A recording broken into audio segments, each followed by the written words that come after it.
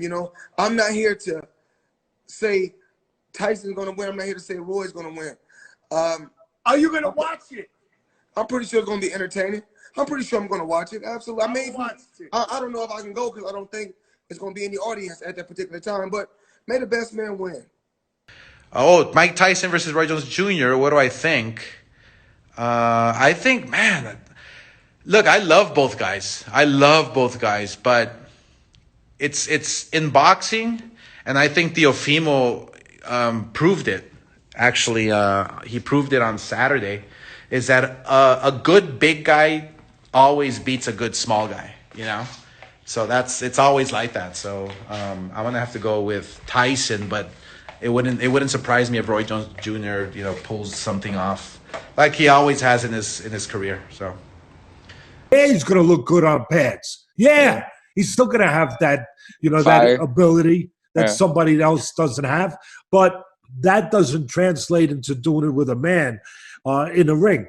But here's where it gets a little interesting for me. I tried to grab stuff that's real, that's tangible. Roy Jones was very good when he was good at doing things wrong and making them right. He broke all the rules. He was a little bit like Ali. Not that anybody's like Ali, but he dropped his true. hands. He put back. He did everything wrong, but he made it right because he had great reflexes and timing. Guess what? He doesn't have that anymore. And Tyson, even though he's 3 years older, he has one fallback.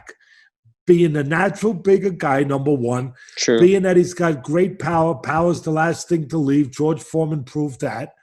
And he had technique. He had the technique, the peekaboo, where that's right, where he make you miss and then he make you pay. That technique, even with age, even with time, that True. does not get eroded. That's still there. He's got that big advantage of technique where Roy doesn't have that. He doesn't have the technique to fall back on at 51 years old. That's true. That's very true.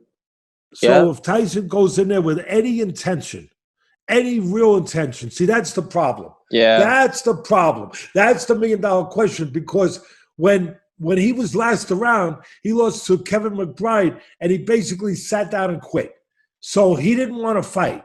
So if he can, for a couple minutes, want to fight, yeah, that's what I'm saying. People are going to say, Teddy, is that what? Yeah, that's what I'm saying. If he could want to take a chance, if he could want to put himself out there for a few minutes, with everything I just said, he probably has a good chance to win by knockout. I don't know. I think someone's gonna get hurt. I think from all that training, all the sacrifices, all the things that they had to do to get to that fight, someone's gonna get knocked out. And they say, I hope, You that's really? what we came to see. That's what we came to see. And Mike Tyson's a knockout artist, and so is Roy Jones. Man, Roy Jones is a badass guy, so it's gonna be pretty good. Well, look, I like them both. They're both legends to me, and I look up to both fighters. And secondly, I just feel that they should not really be in the ring together. I mean, they are the legends, and why come in the ring? What is it? What's making them come and fight? I mean, they don't need to, spoil their legacy over, one punch can change their life. They can get hurt badly. I mean, one punch can definitely hurt them. But I don't know, man. I don't know what's made Mike and Roy think about fighting each other. I mean, they might be friends. I don't know. But who's gonna win this fight? Look, I think Roy Jones, in my opinion. Not because I'm more close to Mike than I am with Roy. But I just think that with Roy Jones, I think with the speed he still has, and he's a little bit younger and been less wars than Mike Tyson. Even though Mike Tyson looks amazing on the pads and looks amazing on the mates when I've seen him on Facebook and I've seen him on social media, but I just feel that fighting for 8 rounds, which I think is 8 rounds, isn't it? Yeah.